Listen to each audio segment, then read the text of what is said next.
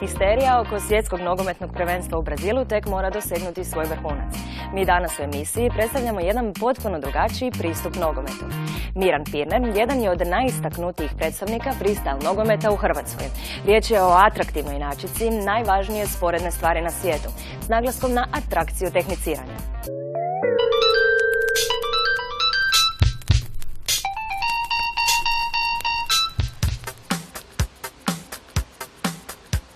Svjetsko nogometno prvenstvo u Brazilu samo što nije počelo. I dok nas tek očekuje vrhunac histerije uz najvažniju sporednu stvar na svijetu, mi vam donosimo ponešto drugačiju nogometnu priču. Miran je već godinama perjanica freestyle nogometa u Hrvatskoj, sporta koji je redefinirao poimanje nogometa. Što je to uopće freestyle nogomet i kako se počneš baviti njime? Najkraća definicija freestyle nogometa je izvođenje trikova pomoću svih dijelova tijela, to je koristeći se svim dijelovima tijela. Najčešće na muziku, ali može i bez muzike. Freestyle nogometom sam se počeo sasvim slučajno baviti, znači to je počelo, ajmo reći, još dok sam trenirao nogomet. To bile su razne reklame na televiziji, poznati igrači su izvodili trikove i tako sam ja počeo isto malo nešto izvoditi. I jedan od prijatelja iz srednje škole je vidio da tu nešto pokušavam i dao mi je video jednog freestylera, znači pionira freestyla Soufiane Touzani iz Nizozemske. Preko te njihove stranice sam našao i druge dečke iz Hrvatske koji su se time bavili. Jednostavno došli smo u kontakt, počeli se zajedno nalaziti za vježbanje i tako u biti sve počelo.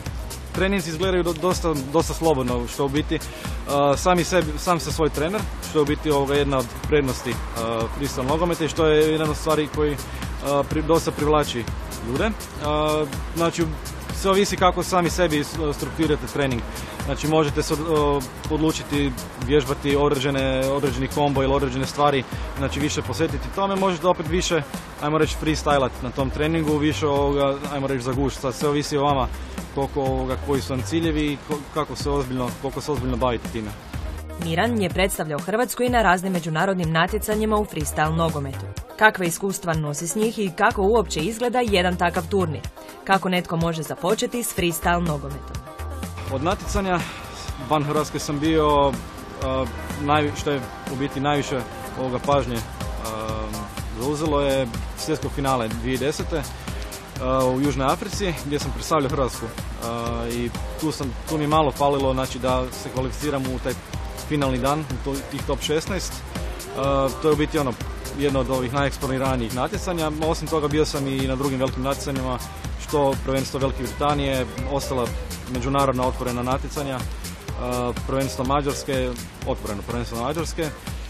Tako da pokušavam na što više tih natjecanja otići. Sistem bodovanja na natjecanjima nije zadan, znači nema samo jedan sistem bodovanja, to više ovisi o samom natjecanju. Znači ima određenih natjecanja koje imaju određene kriterije prema kojima se ocjenjuju natjecatelji, dok na drugim natjecanjima imate otvoreni, znači, kriterij gdje u biti svaki sudac po svom nekom osobnom kriteriju procjenjuje ko je bio bolji. Ali na kraju krajeva to se opet sve svodi na isto, znači morate imati što bolje trikove, znači što originalnije, što teže, što bolje izvesti trikove, znači što manje grešaka sa što boljim stilom i znači imati opet neku prisutnost na samom stage-u i u samom betlu, znači neki stav i određenu osobnost za vrijeme betla.